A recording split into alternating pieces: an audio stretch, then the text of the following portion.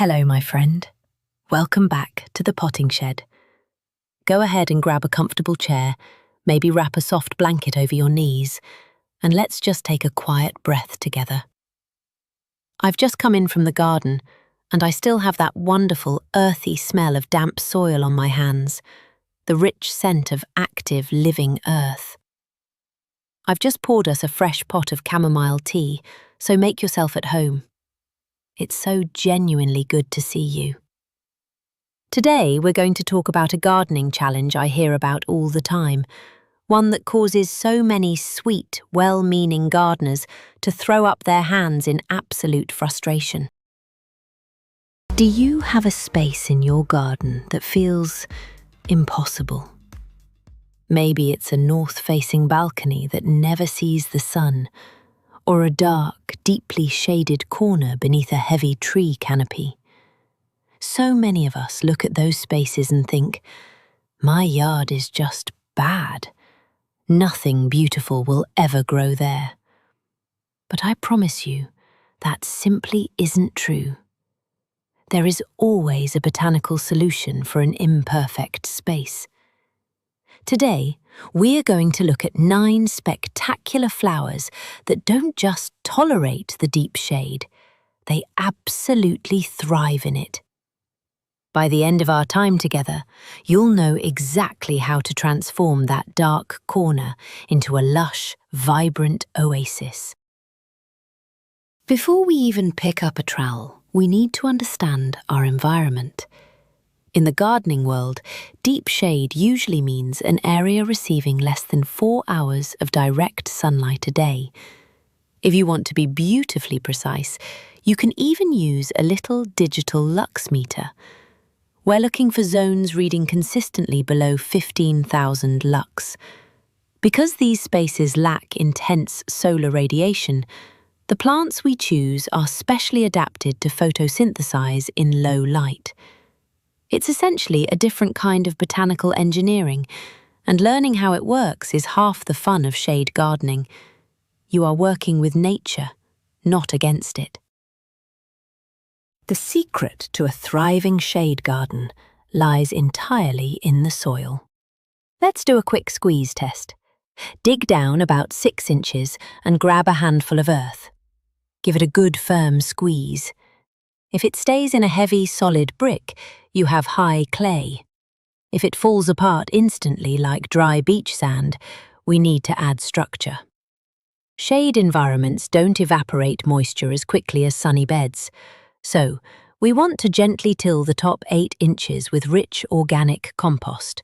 Leaf mold is wonderful for this, and a bit of horticultural pumice or perlite to create tiny air pockets. Those little roots need to breathe just as much as they need water. If you're planting in balcony containers, a blend of peat or coir, compost and perlite is perfect. And while we're talking about containers, let's clear up a very common gardening myth. Have you ever been told to put a layer of gravel at the bottom of a pot for better drainage? The science actually shows this creates a perched water table. The water gets trapped in the soil just above the gravel, suffocating those delicate roots. Instead, just use a good, uniform potting mix all the way down. Your plants will be so much happier, I promise, and you save yourself the extra work. Now, let's talk about the flowers. First is Astilbe chinensis, or false spirea. Oh, you will love the texture of this one. It has these deeply dissected, matte, fern-like leaves. When the wind catches it, the heavy pyramidal plumes of magenta and pale pink flowers sway with this dense, velvet-like fluid motion. Astilbe has shallow, woody rhizomes, meaning the roots don't reach down very far into the earth. They are highly susceptible to drying out, so you want to plant them just 1 to 2 inches below the soil surface.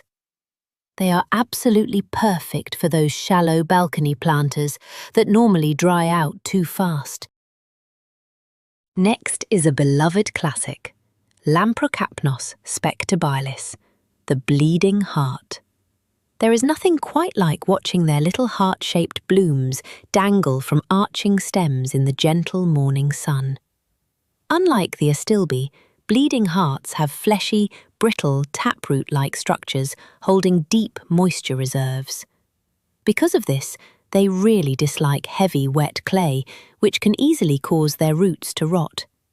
Make sure you give them a beautifully aerated bed or a deep container, at least 12 inches down, so those roots can stretch and breathe safely through the long, damp spring season. Our third flower is the Lenten rose, or Helleborus orientalis. When you touch its basal foliage, it feels incredibly leathery, with a dark, waxy coating that causes morning dew to bead up into perfect, tiny glass spheres. If you gently bruise the stem, it even emits a faint, green, sap-like scent. Hellebores have a vigorously descending root system. Once they are settled and mature, they highly resent being moved. They aren't great candidates for shallow pots, so take your time and give them a permanent deep home in the garden, and they will faithfully reward you with stunning blooms for many years to come. Fourth on our list is Brunera macrophylla, the Siberian bugloss. If you close your eyes and brush your fingers over the heart-shaped leaves, they feel rough, almost like fine sandpaper. But visually, they are stunning. They have a highly reflective metallic silver overlay with a deep emerald green vein network. When planting Brunera, which grows from creeping rhizomatous roots, you must position the plant's crown, where the roots meet the stem, precisely at soil level. If you bury it too deeply beneath the soil or heavy mulch, it can easily succumb to crown rot, so a gentle touch is required here. For our fifth flower, let's look upwards to the Trailing Fuchsia. The blooms are perfectly pendulous, like delicate little bells. The upper petals flare sharply backward to reveal a deeply saturated neon magenta, while the interior hangs heavily like ruffled velvet in stark violet. At dusk, they even release a subtle, sweet honeysuckle scent. Fuchsias have a highly fibrous root mass that rapidly fills a container. This makes them the ultimate candidate for north-facing hanging baskets or balcony railing planters, where they require consistent capillary moisture to truly shine against the dark backdrop. Number 6 is the cheerful Impatiens walleriana, or the Busy Lizzie. If your space is deeply, truly dark, this is your flower. They tolerate extremely low light beautifully. I highly recommend seeking out the Beacon series, as they are wonderfully resistant to downy mildew. Impatiens have very fine superficial roots. Because their root zone is so shallow, you can tuck them right into marginal topsoil, or even shallow 6-inch decorative bowls on a shaded patio table. They ask for so little in return, yet give so much continuous colour right up until the autumn frosts. Our 7th flower, Tricertis hirta, or the toad lily, feels like a rare botanical treasure. The blooms look like little alien orchids. They have 6 pointed tepals, heavily speckled with purple, maroon, and black spotting over a translucent white background. At the centre is a complex, fleshy structure that looks as though it were sculpted from wax. Toad lilies have stoloniferous roots, meaning they spread laterally just beneath the soil crust. They love rich, highly organic moisture, gracefully mimicking the soft, damp, decaying forest floor they naturally call their wild home. 8th is the eastern red columbine, Aquilegia canadensis. This is a flower of quiet magic. The tubular, nectar-rich red spurs are a magnet for ruby-throated hummingbirds. If you sit quietly, you can watch the birds' rapid wing beats physically vibrate the wiry stems, shaking microscopic clouds of yellow pollen onto the damp earth. Columbines have a strong, distinct taproot. They require a deep excavation, at least 10 inches. But once that taproot firmly anchors itself, they become wonderfully adaptable, highly resistant to drought, and an absolute joy to watch in the spring breeze. Our final flower is the breathtaking tuberous begonia. These blooms are massive, ruffle-edged, and entirely show-stopping. They grow from fine roots emerging from a fleshy, concave tuber.